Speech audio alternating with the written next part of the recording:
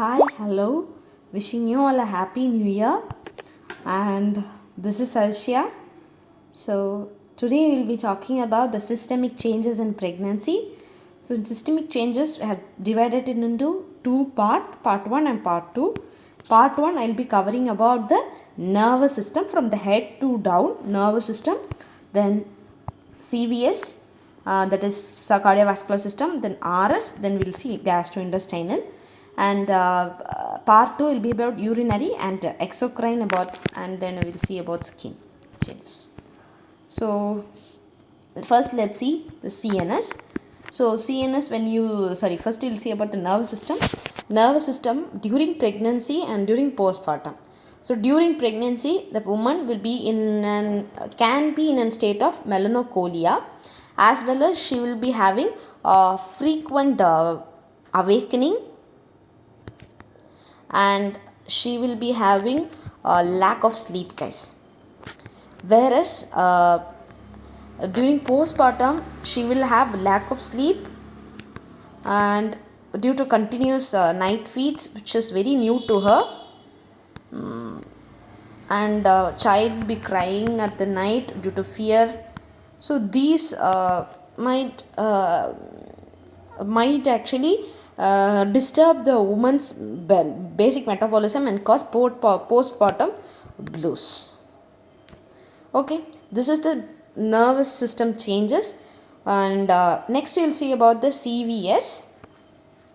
Okay, CVS and RS, you should one thing you should remember, in RS, if you see, the diaphragm is pushed upward. Okay, so as the diaphragm is pushed upward, you will always have diaphragmatic respiration than the coastal respiration, lung respiration. So upward pressure of the diaphragm will need to cause cause a higher amount of work, so that is what is causing higher amount of respiration due to the compression of the lungs and the heart and all. So mainly we have the diaphragmatic respiration. So as we all know, the diaphragm is pushed upward, diaphragmatic respiration is happening. Here if you see the heart, this is one of the main component of the CNS. This heart, what happens is like, this heart is also moved upward, and it is changing its position in anterior posterior axis, nothing but it is moving upward, and it is moving upward, we have seen. Then when you see the lung in its coastal margin, this is xiphisternum and this is ribs, if you see, and this is actually the coastal margin. This is ribs and this is the xiphisternum. So this is actually coastal margin. This coastal margin in early pregnancies, it will be about 68 degree, whereas in late pregnancies it will be about 103. I hope you all understand. So and you should always remember that the coastal margins are actually shifted, and what happens to the heart, as well as the what happens to the more than the heart, what happens to the diaphragm is that the level of the diaphragm is raised about 2 centimeter, and the transverse diaphragm of the chest is increased by 2 centimeter is the transverse diameter of the chest, whereas the level of diaphragm is raised by 4 centimeter. That's what is happening. The diaphragm is shifted upward by about 4 centimeter, and the chest is moved by about 2 centimeter. So this is what you all need to remember at the base. Transverse diameter of the chest is increasing by 2 centimeter. Why is the chance? Because of the push, the pressure is increasing. So when the pressure is increasing, lungs will be expanding, and that is causing the transverse diameter of the chest increases by 2 centimeter. So this is what you must remember in respiration. Let's keep this everything inside, and we'll see the heart. Okay, so if you see the heart, due to the displacement of the diaphragm and the expansion of the lungs, So that's what I am coming to say. Upward is causing 4 centimeter of the diaphragm upward, and chest transverse is about 2 centimeter. So this will lead to the apex beat is shifted. Normal is in the 5th intercostal space, whereas it is changed into 4th intercostal space. Do you guys understand? It is shifted to the 4th intercostal space.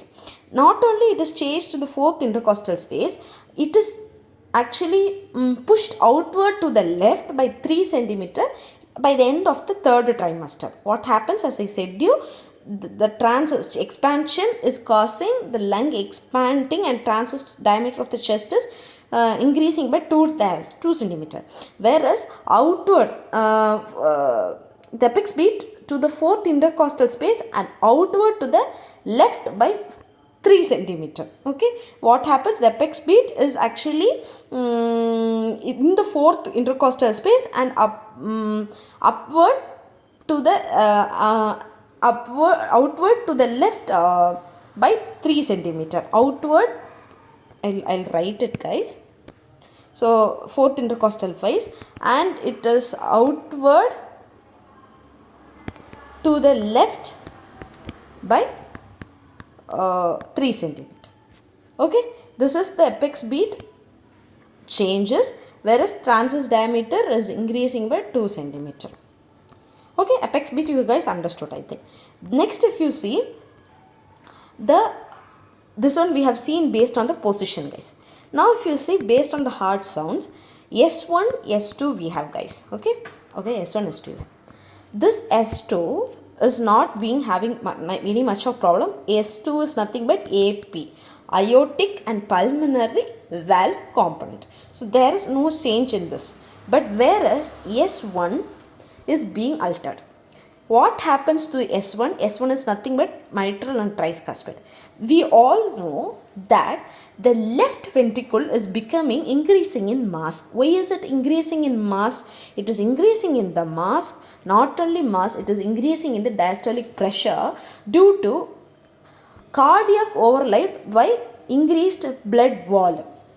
Okay, the ventricular is getting increased by cardiac overload by increased blood volume, because the child is coming, child is also need of blood, which actually need to be pumped by the maternal heart.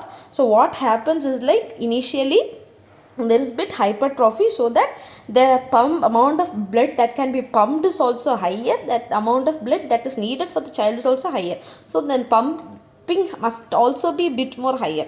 Therefore the cardiac volume increased by 75 ml, and not only cardiac volume increases by 75 ml, the cardiac left ventricular hypertrophy is also acquiring. So this is what you all need to remember. So this one leads to S1 to be bit more loud because of the early closure of the mitral valve. Because when it is getting hypertrophy, the mitral valve and this cardiac output will close very fast, because it will it will close very fast. Okay, that one you must all remember. Okay, and therefore there will be S1 will be very loud, and because of the early closure of the mitral. Early closure is why? Because it will get filled up very fastly. Due to hypertrophy, the cardiac output is high. Because of that, hypertrophy is occurring, and due to hypertrophy the cavity size is decreasing actually, but I don't know, I'm not very sure about it. So but you should remember that the early closure of the mitral valve is occurring. Because of that, S1 would be very much high, loud, because of the left ventricular mass and cardiac overload and all. So you should always remember this point here. The cardiac the cardiac volume is increasing by about 75 ml, increasing about 75 ml. I hope so, it is 75 ml. 75 ml. And what else is happening? Cardiac left ventricular hypertrophy is occurring. Hypertrophy is occurring because of cardiac overload. Okay, due to cardiac overload, this is happening. S1 is loud because of S1 is loud, and you will have between S1 and S2 you will have ejection systolic murmur. That is what is called as this one. You will have see this one. Okay, ejection systolic murmur will also be seen, and this is in the heart sound as well as the position. Next we will see about the pulse rate. Pulse rate, for sure cardiac overload, cardiac volume is increasing, so it will increase bit amount, but it will increase by 10 beats. Whereas if you see the cardiac output for sure it will increase. During before pre-pregnancy she will be about 4.5 ml per minute, whereas cardiac output, whereas during first trimester, during 12 to 16 weeks, it will be about 5.5 liters per minute. Whereas during about by 32 weeks, mid of pregnancy to 32 weeks, it will be about 6 liters, and later after 32 weeks, it will actually decrease to 5.5 liters. So blood pressure, it will be normal only, but if it is above 140 or 90, you should actually ask consultation of the obstetrician.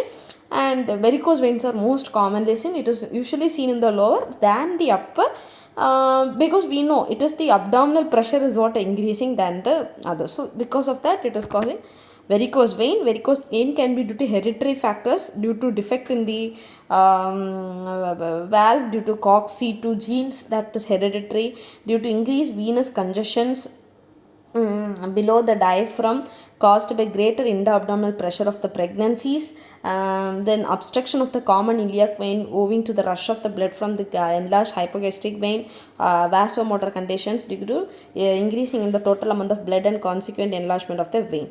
These are all the causes. And supine hypotension syndrome, normally when a woman is in supine position, she is compressing her inferior vena cava, which causes decreasing in cardiac output. Which decrease in cardiac output, she might get hypotension, that can lead to supine hypotension syndrome. So this is what is in the CVS, guys. And whereas if you see, I'll just copy out and paste this one alone, because so that it will be very useful for me.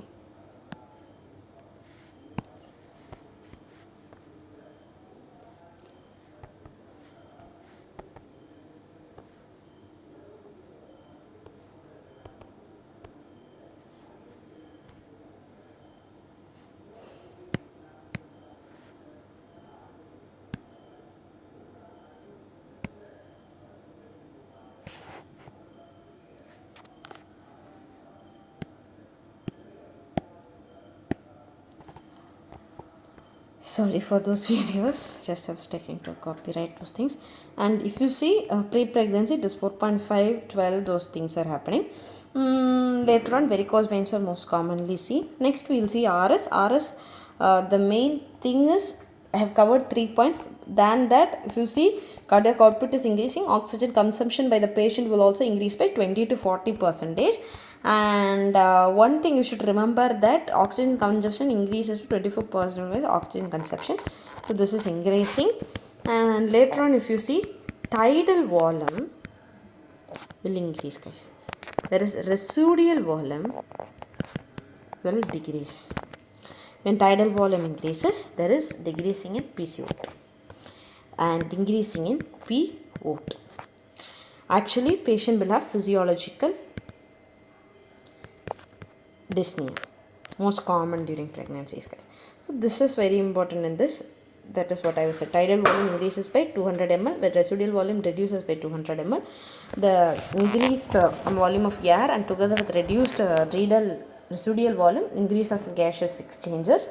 And this was what she will have physiological dyspnea due to the above causes, and this is actually due to central effect of the progesterone. This is very, very important. Okay, guys, so we have seen RS. Next we will see the gastrointestinal. So if you see gastrointestinal is also very simple, not much to remember. She'll have mood sluggishness, motor sluggishness. She'll be very tired. Nausea will be there. Constipation will be there due to compression of the vessels. Then she will have hemorrhoids. and gastric emptying is very much delayed, because of which aspiration can occur during general anesthesia. Heartburn is very common, and when you see as the uterus is getting upward, all the abdominal contents are shifted to the left as well as upward. Okay guys, so that's it. And gallbladder, if you see gallbladder, it is contraction. Usually the gallbladder contraction is reduced. Therefore in multiparous women, when there is easily gallstones can be formed, because the progesterone inhibit cholecystokinin mediated smooth muscle contraction of the gallbladder. This along with the cholesterol can lead to gallstone formation. This is part 1 guys. I hope you guys understood, and I'll see you on the next video. Bye.